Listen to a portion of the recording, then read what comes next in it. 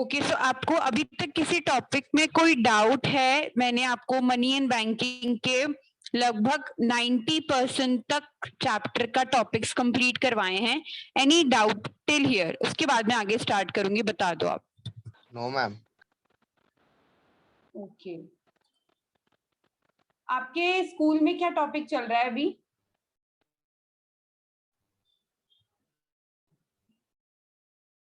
Hello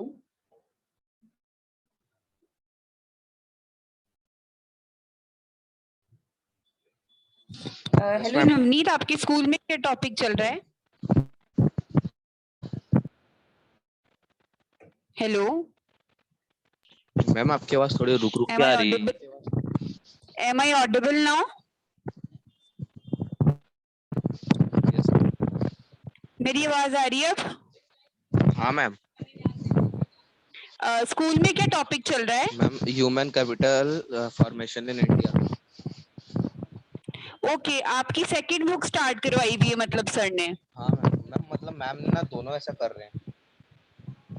ठीक है ठीक है, मैं एक बार संडे को हम दोनों की मीट अरेंज करूंगी वीडियो कॉल पे। उसके बाद दोनों का क्या चल रहा है सिलेबस, उसके बाद मैं टॉपिक नया चैप्टर जो स्टार्ट करना है देखूंगी। चलो, आपको यहाँ तक कोई डाउट क्वालिटेटिव इंस्ट्रूमेंट्स तक? No ma'am. Quantitative instrument? No ma'am. Okay, अब देखो नेक्स्ट। पहली बात तो मेरी अगर आवाज बीच में ब्रेक हो जाए तो मुझे एक बार बता देना, ठीक है? Okay ma'am.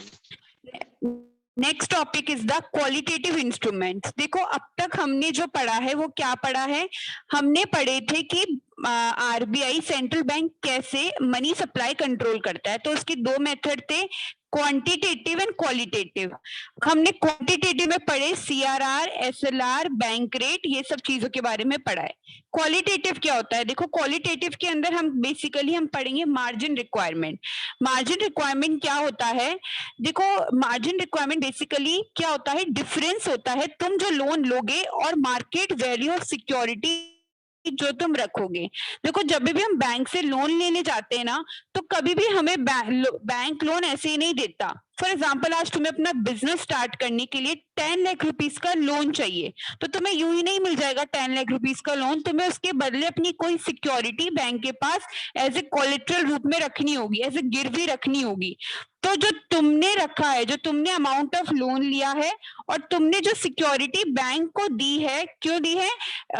Against the collateral security, उन दोनों का डिफरेंस होता है मार्जिन रिक्वायरमेंट। और ये डिफरेंस क्या करता है? हमारी मनी सप्लाई को कंट्रोल करता है। कैसे करता है? इन्फ्लेशन के टाइम पे आरबीआई क्या करता है? इस रिक्वायरमेंट को इंक्रीज करता है, और इन्फ्लेशन के टाइम पे आरबीआई इस रिक्वायरमेंट को डिक्रीज कर देता है। यहां तक कोई डाउट? No ma'am. क्लियर है? ये समझ में आया कि सिक्योरिटी रखना और लोन रखने का मतलब क्या होता है? ठीक है। नेक्स्ट आपका मेथड है मोरल सुएशन। देखो, मोरल सुएशन हम एक तरह से बोलते हैं परसुएशन और प्रेशर का कॉम्बिनेशन, जिसके अंदर आरबीआई बेसिकली क्या करता है? कमर्शियल बैंक्स को क्या करता है? वो कमर्शियल बैंक को ये बोलता है कि आपको क्या करना है, एक ऑर्डर फॉलो करना है। आपको क्या करना है? जब आप इन्फ्लेशन होगा तो आपको लोन कम देना है, डिफ्लेशन होगा तो आपको लोन ज्यादा देना है। वो हमारा क्या करता है? आरबीआई करता है। क्या करता है? प्रेशराइज करता है, परसुएट करता है। प्रेशराइज करने का मतलब है कमर्शियल बैंक फोर्स करता है कि आप लोग इस तरीके से काम करो, आप लोग अपनी बैंक की पॉलिसी में ये मैनर्स लेकर आओ, ताकि क्या हो? मनी सप्लाई कंट्रोल हो सके। आया समझ? Persuasion and pressure. अगर हमारे कमर्शियल बैंक परसुएशन से मान जाती है तब तो ठीक है, लेकिन अगर वो परसुएशन ना करके, परसुएशन से मानती ही नहीं है, या फिर वो मनी सप्लाई को कंट्रोल नहीं कर पाती, तो तब सेंट्रल बैंक क्या करता है? प्रेशराइज करता है। किसको प्रेशराइज करता है? कमर्शियल बैंक को। उसको हम बोलते हैं मोरल सुएशन।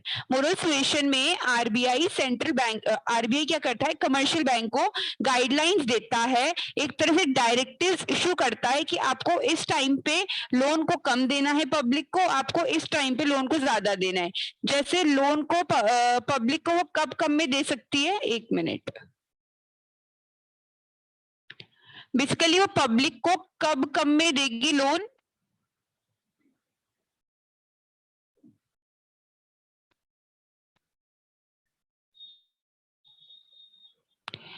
ओके, इसमें लिखा भी नहीं आ रहा है। ओके देखो, इन्फ्लेशन के टाइम पे हमारा सेंट्रल बैंक क्या करेगा, हमारा सेंट्रल बैंक कमर्शियल बैंक को क्या करेगा, वो ये बोलेगा कमर्शियल बैंक को कि आप अभी क्या करो, लोन को रिस्ट्रिक्ट दो, मतलब कम लोन आप पब्लिक को प्रोवाइड करो। लेकिन इन्फ्लेशन के टाइम पे आरबीआई कमर्शियल बैंक को क्या कहेगा, आरबीआई कमर्शियल बैंक को ये कहेगा कि आप लोन क्या कर दो, डिस्ट्रीब्यूट करो, ताकि हमारी डिफ्लेशन कंडीशन क्या हो जाए, कंट्रोल में आ जाए। आया समझ तुम्हें इसका, इन दोनों यस का मैम, यस मतलब?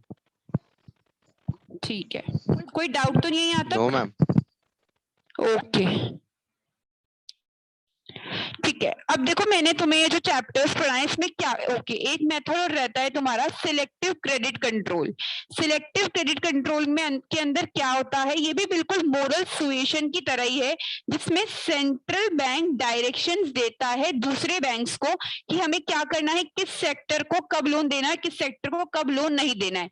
देखो हमारे पास हमारी कंट्री के अंदर बहुत सारे सेक्टर्स होते हैं, जैसे primary sector, secondary sector, tertiary sector. तो हर सेक्टर को लोन चाहिए। फॉर एग्जांपल, आज अगर तुम एक कंपनी स्टेब्लिश करते हो एमएसएमई फॉर्म में, एमएसएमई का मतलब होता है मीडियम स्मॉल एंटरप्राइजेस, तो तुम्हें क्या चाहिए, 5 लाख या 10 लाख की इन्वेस्टमेंट चाहिए। तो आरबीआई ने फिक्स कर दिया कि एमएसएमई को 10 लाख से ज्यादा लोन नहीं देंगे। उसको हम बोलते हैं सेलेक्टिव क्रेडिट कंट्रोल, जिसके अंदर आरबीआई क्या करता है, आरबीआई बेसिकली क्या करता है, क्या करता है, सेक्टर्स वाइज वो क्या कर रहा है, एक तरह से हमारे लोन को क्या कर रहा है इसने, कंट्रोल कर रहे हैं।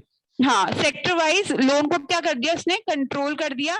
एज वेल एज उसने हर एक सेक्टर का लोन क्राइटेरिया डिसाइड कर दिया कि एग्रीकल्चर सेक्टर 50 लाख से, फॉर एग्जांपल ये कि एग्रीकल्चर सेक्टर 50 लाख से ऊपर नहीं जाएगा, हमारा सेकेंडरी सेक्टर 60 लाख से ऊपर नहीं जाएगा, और हमारा टेरिशरी सेक्टर इस लाख से ऊपर नहीं जाएगा।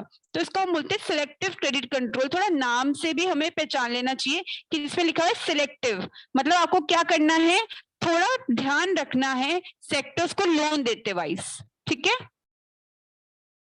आया समझ यहां तक? ठीक है, कोई डाउट तुम्हें पूरी चैप्टर में तो बताओ, नहीं तो मैं दूसरा चैप्टर स्टार्ट करूंगी फिर आज। ठीक है, अच्छा एक ये क्वेश्चंस देख लो, ये क्वेश्चंस आते हैं आपके एमसीक्यू पॉइंट ऑफ व्यू, जैसे तुम्हारे अभी एमसीक्यू होंगे एग्जाम्स, तो उसमें ये क्वेश्चंस बहुत इंपॉर्टेंट होते हैं। जैसे देखो क्या बोला है उन्होंने कि मनी मनी मल्टीप्लायर कैलकुलेट करना है, और आपको टोटल डिपॉजिट्स दे रखे हैं कितने, 500 करोड़, एलआरआर है आपकी 10%। तो देखो बेसिकली इसके अंदर money multiplier is equals to क्या होता है, 1/LRR। तो 1/0.1 इज इक्वल्स टू कितना हो गया, 10। इनिशियल डिपॉजिट क्या है हमारा, 500 करोड़ है। अगर हम इनिशियल डिपॉजिट को इंटू कर देते ना मनी मल्टीप्लायर से, तो आपका आ जाता है टोटल डिपॉजिट। जब मैंने आपको ये टॉपिक पढ़ाया था क्रेडिट क्रिएशन, उसके अंदर मैंने आपको टेबल के थ्रू एक्सप्लेन किया था, वो लंबा प्रोसेस था, ये एक शॉर्ट प्रोसेस है निकालने का। मतलब अगर आपके पास अभी 500 करोड़ होंगे सेंट्रल बैंक के पास, अगर वो किसी को लोन देते हैं तो वो कितने टाइम से बढ़ जाएंगे, 10 times, that is 5000 crore. 500 crore का 10 गुना बढ़ जाएंगे वो, 10 टाइम्स क्या निकला हमारा मनी मल्टीप्लायर। क्लियर है? Yes ma'am. ठीक है, थोड़े बहुत ये क्वेश्चंस आते हैं, आपने पीडीएफ को गो थ्रू कर लेना। किसी भी क्वेश्चन में अगर डाउट हो आप लोगों को कि ये क्वेश्चन का क्या आंसर होगा, तो मुझसे पूछ लेना, क्योंकि आपके लिए 1 मार्क्स 2 मार्क्स इनके क्वेश्चन से बहुत इंपॉर्टेंट है एमसीक्यू पॉइंट ऑफ व्यू से। ठीक है, ओके मैम। कोई डाउट है कोई पूरे चैप्टर में? मैं चैप्टर, मेरी तरफ से तो ये चैप्टर ओवर हो चुका है। अगर तुम्हें लगता है कि मेरे से कोई टॉपिक छूट गया हो, क्योंकि बिकॉज ये स्मॉल पीडीएफ है, तो मुझे बता देना, मैं टॉपिक को तुम्हें एक्सप्लेन कर दूंगी। ठीक है? Okay ma'am. ठीक है, मैं नया चैप्टर स्टार्ट करती हूँ अभी। ओके।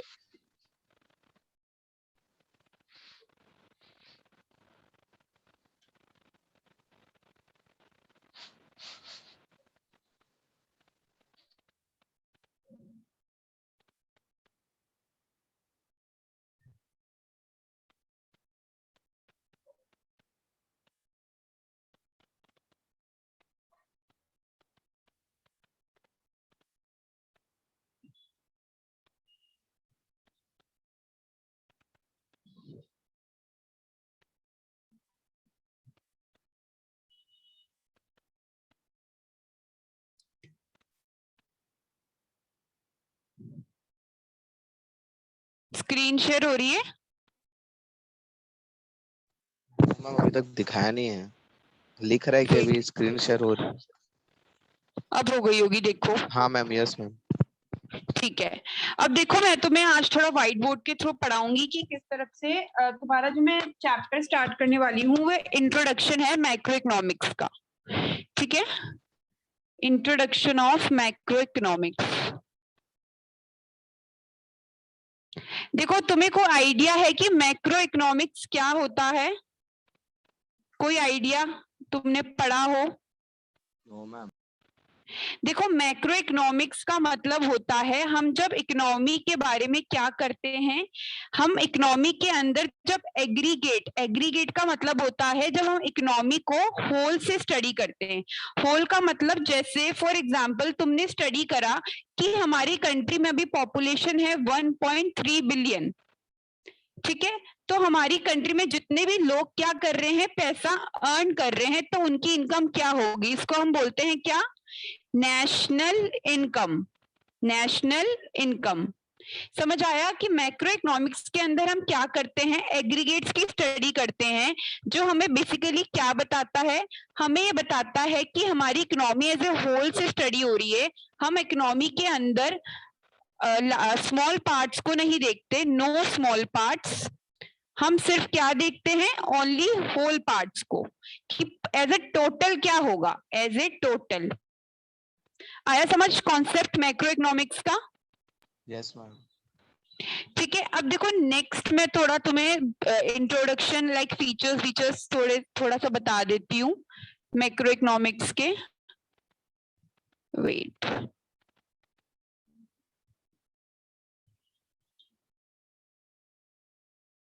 Wait a second.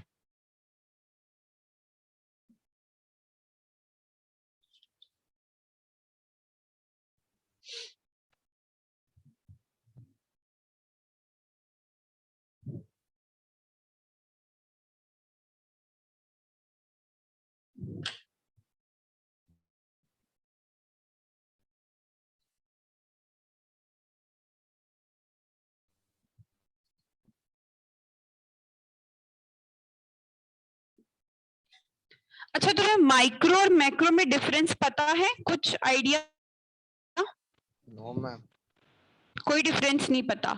देखो माइक्रो और मैक्रो में डिफरेंस क्या होता है, पहले डिफरेंस को अंडरस्टैंड कर लो, उसके बाद तुम्हें इन दोनों की अच्छी तरीके से मीनिंग समझ में आ जाएगी। देखो माइक्रो का मतलब होता है जब हम क्या करते हैं, स्मॉल पार्ट के बारे में स्टडी करते हैं। तुम्हारे सिलेबस से रिलेटेड नहीं है, बट मैक्रो को अच्छी तरीके से अंडरस्टैंड करने के लिए ये थोड़ा सा समझ लो।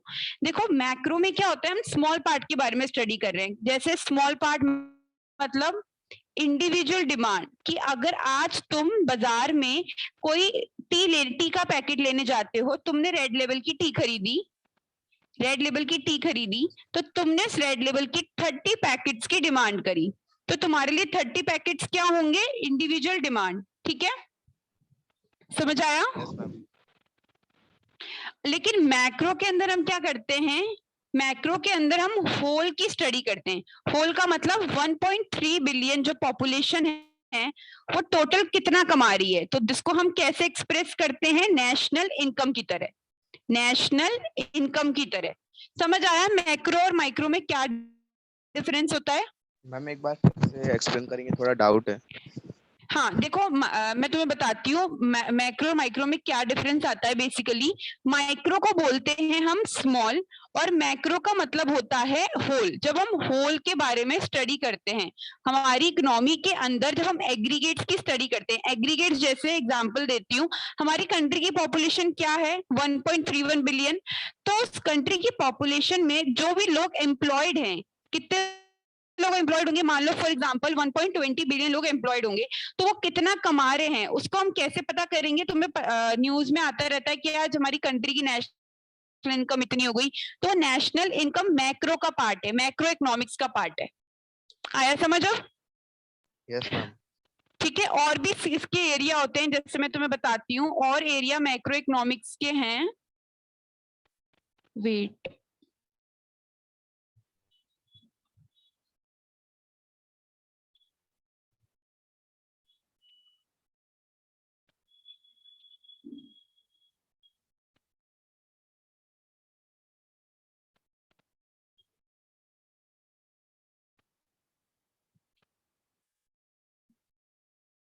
Wait a second.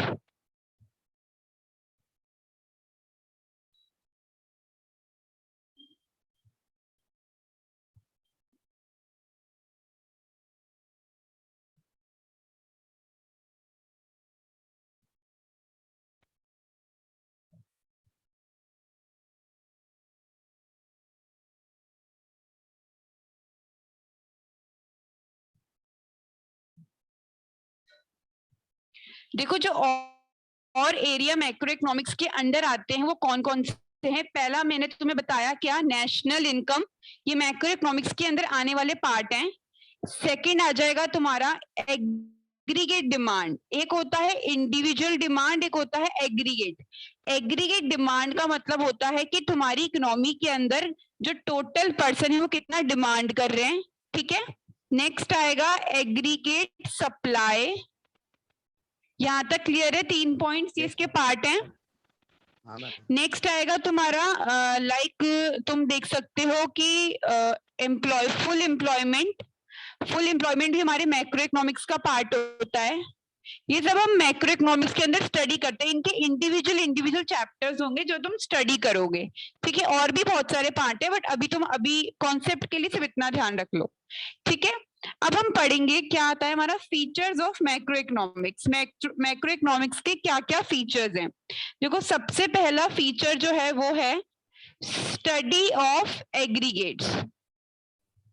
Study of aggregates, देखो स्टडी ऑफ एग्रीगेट्स का मतलब क्या होता है। मैक्रो इकोनॉमिक्स क्या करता है, इकोनॉमी को एज अ होल की तरह स्टडी करता है। इट इज कंसर्न्ड विद, ये किससे कंसर्न करता है, इसमें क्या क्या कॉन्सेप्ट आते हैं, जैसे नेशनल इनकम, मैंने अभी तुम्हें समझाया था नेशनल इनकम मैक्रो का पार्ट है। और साथ ही साथ आता है इसके अंदर हमारा नेशनल आउटपुट। नेशनल आउटपुट का मतलब होता है कि हमारी इकोनॉमी में बहुत सारी इंडस्ट्रीज हैं जो प्रोडक्ट भी प्रोड्यूस कर रही हैं, तो कितना आउटपुट दे रही हैं। साथ ही साथ हमारी जर्नल प्राइस लेवल भी आता है इसके अंदर। एंड नेक्स्ट आता है हमारा बिजनेस साइकिल। ये सब टर्म्स के बारे में तुम आगे जाके डीप में स्टडी करोगे। अभी एज ए एग्जाम्पल के फॉर्म में हम इसमें क्या क्या इंक्लूड करते हैं एग्रीगेट्स के अंदर, national income, national output, general price level and business cycle. Clear है फर्स्ट पॉइंट फीचर्स का? Yes ma'am. कोई डाउट तो नहीं है यहाँ तक?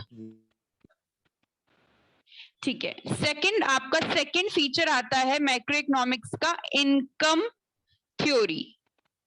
इनकम थ्योरी, देखो इनकम थ्योरी के अंदर क्या होता है, हम इसके अंदर क्या स्टडी करते हैं, हम बेसिकली इसके अंदर लेते हैं aggregate demand and aggregate supply को। Aggregate demand and aggregate supply, basically income theory के अंदर हम सारी चीजें इनकम से रिलेटेड क्या करते हैं, स्टडी करते हैं। तो इसके अंदर ही हमें क्या बताता है, इनकम थ्योरी हमें ये बताता है कि क्या क्या ऐसे कॉजेस हो सकते हैं कि जिस वजह से हमारी नेशनल इनकम के अंदर फ्लक्चुएशंस आ सकते हैं और वो क्या क्रिएट कर सकते हैं, इन्फ्लेशन एंड डिफ्लेशन। आप मुझे बता सकते हैं इन्फ्लेशन एंड डिफ्लेशन क्या होता है? कोई भी आइडिया आपको? Am I audible? मतलब मैम बढ़ा सकता है या घटा सकता है कोई चीज? देखो इन्फ्लेशन का मतलब होता है महंगाई। जब क्या होते हैं आपके गुड्स के प्राइजेस क्या होते हैं, हाई होते हैं, बहुत ज्यादा हाई होते हैं हमारी इकोनॉमी के अंदर, ठीक है। डिफ्लेशन का मतलब क्या होता है, डिफ्लेशन का मतलब होता है जब गुड्स के प्राइजेस बहुत ही लो होते हैं, गुड्स के प्राइजेस लो होते हैं। तो ये दोनों ही सिचुएशन इकोनॉमी के लिए क्या है, हार्मफुल है। इकोनॉमी के लिए दोनों ही सिचुएशन हार्मफुल है, लेकिन ऐसा कहा जाता है कि डिफ्लेशन क्या है, ज्यादा हार्मफुल है। क्यों?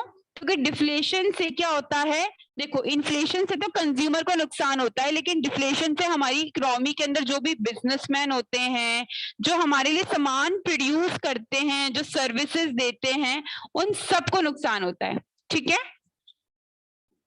सेकंड पॉइंट क्लियर है आपको फीचर्स का?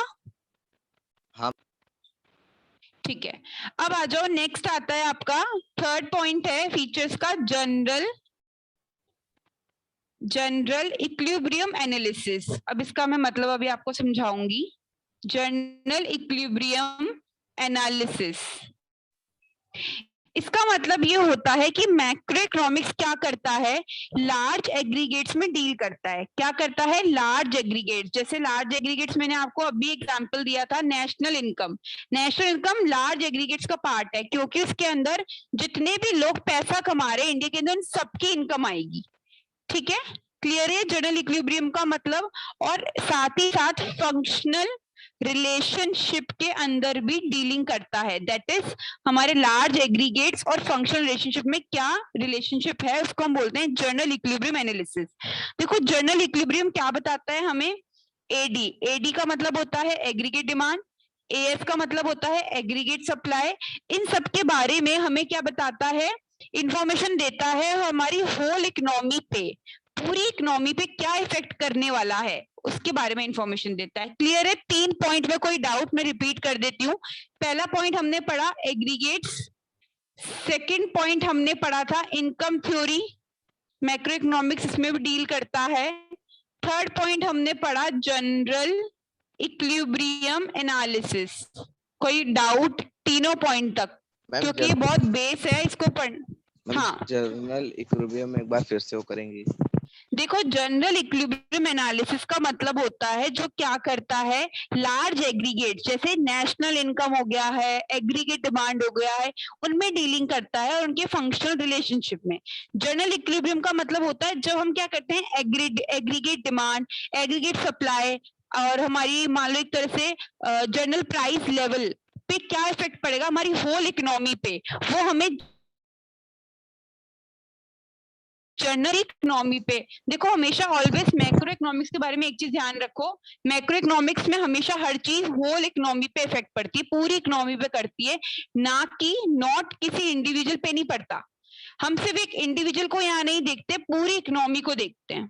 ठीक है, यस मैम, क्लियर है, ठीक है।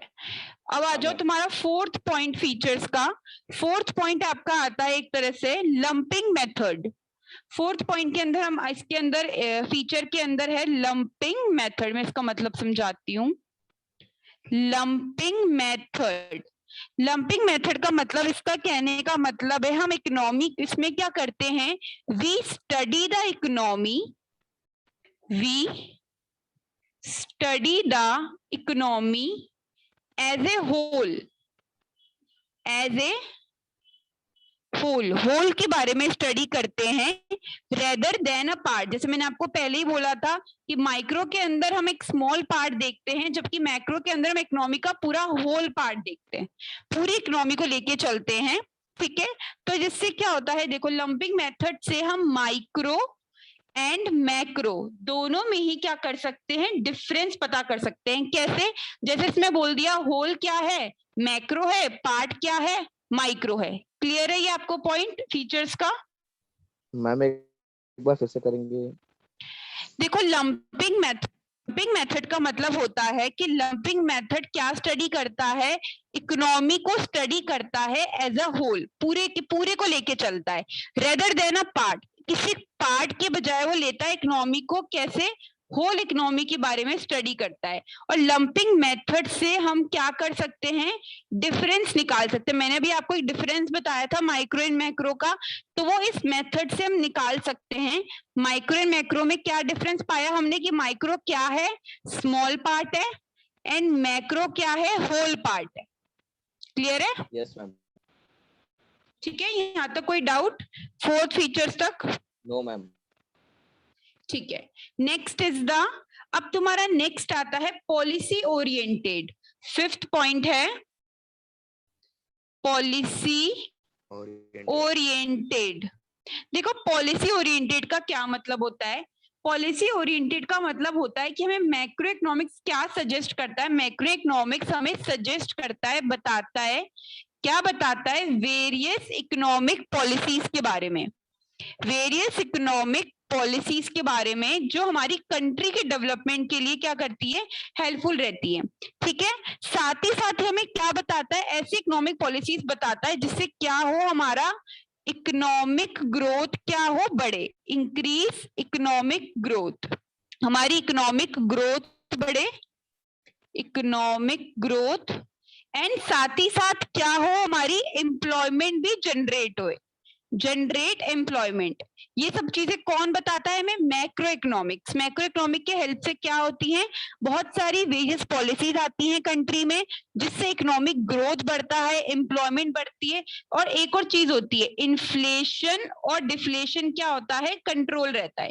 इन्फ्लेशन एंड डिफ्लेशन जो हमारी इकोनॉमी के लिए हार्मफुल रहती हैं, दो चीजें, वो चीजें क्या रहती हैं, इकोनॉमिक पॉलिसी से कंट्रोल में रहती हैं। क्लियर है यस ये पॉइंट? ठीक है। नेक्स्ट आपका पॉइंट है जनरल प्राइस लेवल। जो नेक्स्ट फीचर है, 6 फीचर, जनरल प्राइस लेवल। देखो हम इकोनॉमिक्स में क्या करते हैं, माइक्रो के अंदर आप हमेशा देखना, वैसे अभी आपके सिलेबस का पार्ट नहीं, but for the general knowledge, micro में आप हमेशा प्राइस के बारे में स्टडी करते हैं। कौन सी प्राइस? इंडिविजुअल प्राइस, जो एक अकेले पर्सन की प्राइस होती है। लेकिन मैक्रो में आप हमेशा जनरल प्राइस लेवल स्टडी करेंगे, जनरल प्राइस लेवल। अब इसका मैं आपको मीनिंग समझाती हूँ।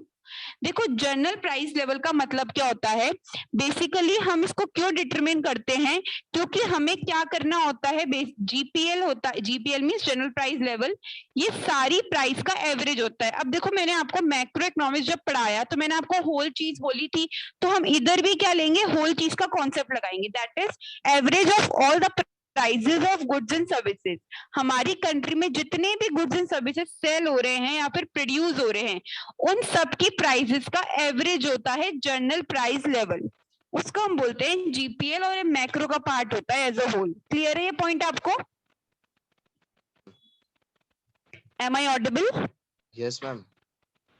ओके, नेक्स्ट आता है आपका पॉइंट। नेक्स्ट देखो, इसके अंदर आपके फीचर्स तो कंप्लीट हो गए हैं, फीचर्स कंप्लीट हो गए हैं, यहां तक कोई doubt features of macroeconomics तक? Any No, doubt till here? Okay, अब हम पढ़ेंगे importance of macroeconomics. Next topic आता है आपका इंपॉर्टेंस ऑफ मैक्रो इकोनॉमिक्स, क्योंकि हमें थ्योरी पार्ट से पढ़ना बहुत इंपॉर्टेंट है।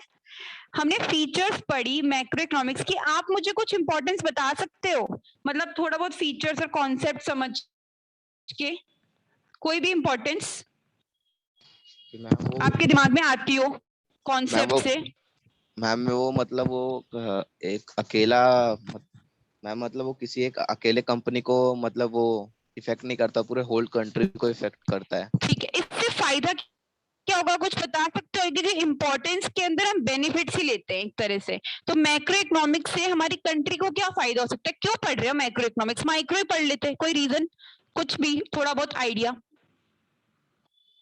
मैम हमें उस मतलब मैम जो अभी गलती हो रही है वो बाद में ना हो, इसके लिए। हाँ ठीक है, देखो अब मैं आपको बताती हूँ। फर्स्ट पॉइंट आता है हमारा, देखो कभी कभी क्या होता है, हमारी माइक्रो और मैक्रो में बहुत सारी डिसएडवांटेजेस रहती हैं, तो माइक्रो के डिसएडवांटेजेस को ओवरकम करने के लिए हम मैक्रो पढ़ते हैं। यही रीजन है कि कुछ चीजें माइक्रो में नहीं पढ़ सकते, माइक्रो ने कुछ चीजों के बारे में लॉजिक्स नहीं दिए, इसलिए हम मैक्रो पढ़ रहे हैं। तो देखो पहला हमारा पॉइंट है फंक्शनिंग ऑफ एन इकोनॉमी। देखो मैक्रो की हेल्प से क्या होता है, हमारी इकोनॉमी की फंक्शनिंग क्या होती है, बहुत स्मूथ हो जाती है, क्योंकि हमें बहुत सारे डेटा पता लगते हैं। क्या क्या पता लगता है? नेशनल इनकम के बारे में हम स्टडी करते हैं, इसके अंदर हमें इकोनॉमिक पॉलिसीज के बारे में पता लगता है कि गवर्नमेंट क्या क्या इकोनॉमिक पॉलिसीज बना रही है अभी, ठीक है, इकोनॉमिक ग्रोथ क्या होती है हमें उसके बारे में पता लगता है। तो इससे इकोनॉमी की फंक्शनिंग क्या हो जाती है, स्मूथ हो जाती है, ठीक है। और इकोनॉमी की फंक्शन स्मूथ होने से हमारे एम्प्लॉयमेंट ये सब चीजें ज्यादा जनरेट होती है हमारी इकोनॉमी के अंदर। क्लियर है ये पॉइंट, इंपॉर्टेंस का फर्स्ट पॉइंट? यस।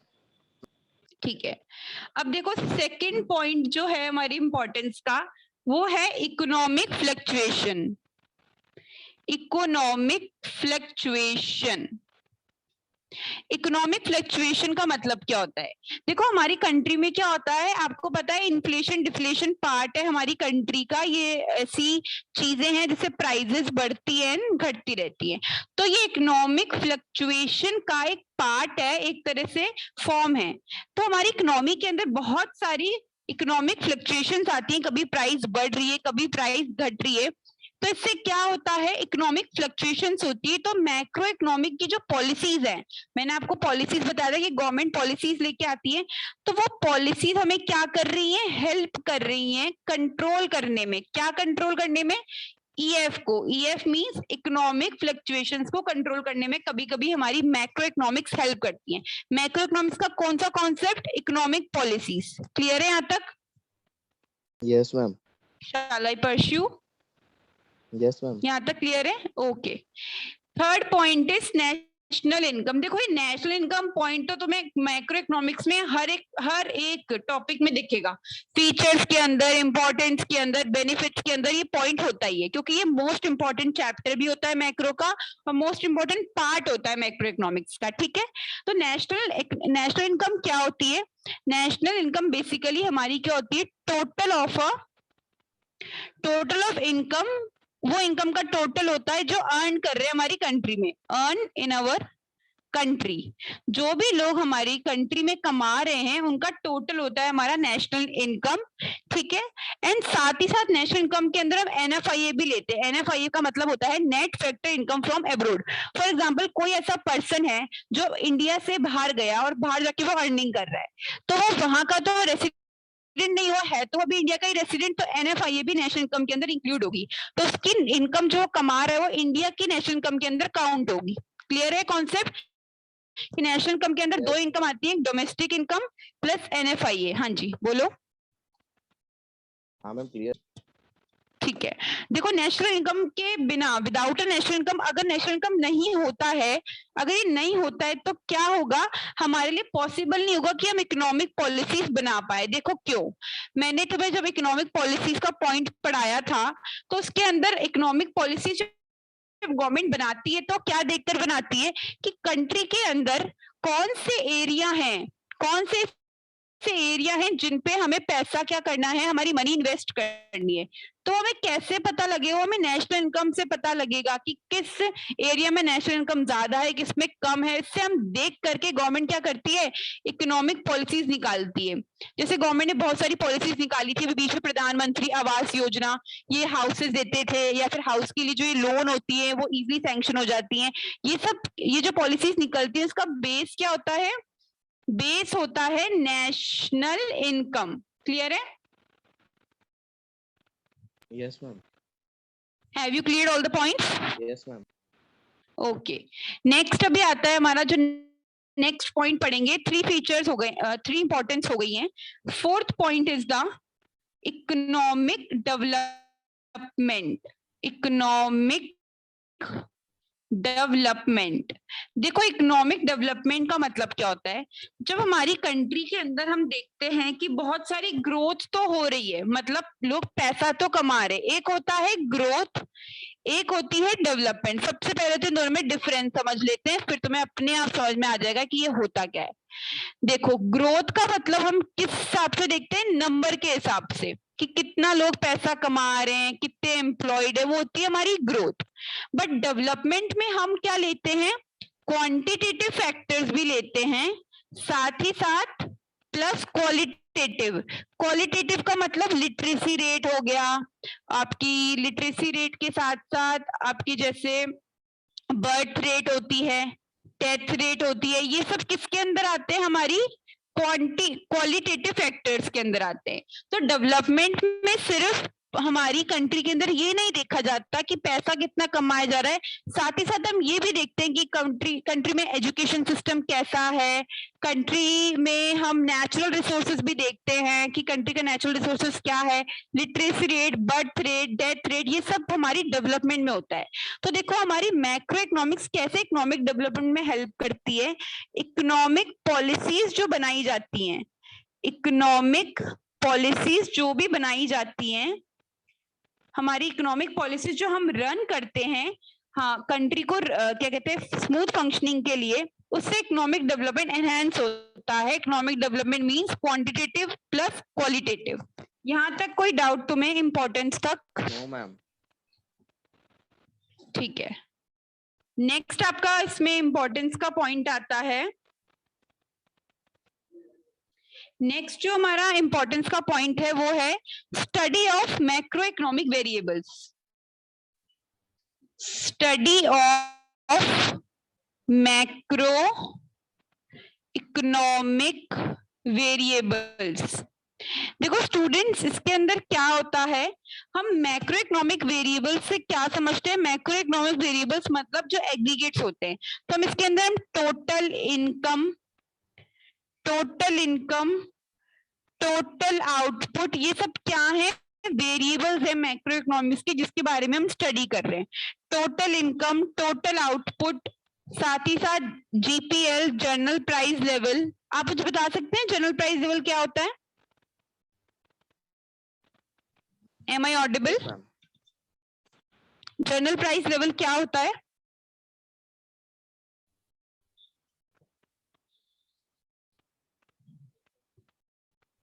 कोई आइडिया, कोई भी क्रक्स, थोड़ा बहुत आइडिया?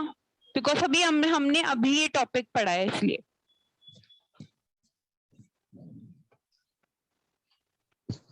हम अपने मतलब ग्रोसरीज पे कुछ ऐसा खर्च करना, वो देखो जनरल प्राइस लेवल का मतलब होता है कि तुम्हारी इकोनॉमी में जितने भी गुड्स हैं, ऑल गुड्स का क्या है? Average price. ठीक है, जितने भी गुड्स प्रोड्यूस हो रहे हैं तुम्हारी कंट्री के अंदर, इकोनॉमी के अंदर, उनका एवरेज प्राइस है जनरल प्राइस लेवल। अब क्लियर हुआ तुम्हें कि जीपीएल क्या होता है? Yes ma'am. देखो study of macro economic variables का मतलब है जिसमें हम total income, total output, national income, general price level, AD का मींस है एग्रीगेट डिमांड, एएस, इन सब के बारे में स्टडी करते हैं। इसको हम बोलते हैं basically study of macro economic variables. यहां तक कोई डाउट है? No ma'am. ठीक है, देखो तुम्हारे जो मेरे बेसिस थे मैक्रो इकोनॉमिक्स के, वो सब मैंने तुम्हें क्लियर किए। अब हम थोड़ा आगे बढ़ते हैं, जिसके अंदर सबसे पहले हम पढ़ेंगे गुड्स की कैटेगरीज। क्या पढ़ेंगे? गुड्स की कैटेगरीज। तो मैं तुम्हें बताती हूँ कि गुड्स कितने टाइप के होते हैं। एक मिनट। देखो बेसिकली जब हम नेशनल इनकम पढ़ते हैं तो सबसे पहले नेशनल इनकम पढ़ने से पहले हमें कुछ कॉन्सेप्ट्स को समझना होता है।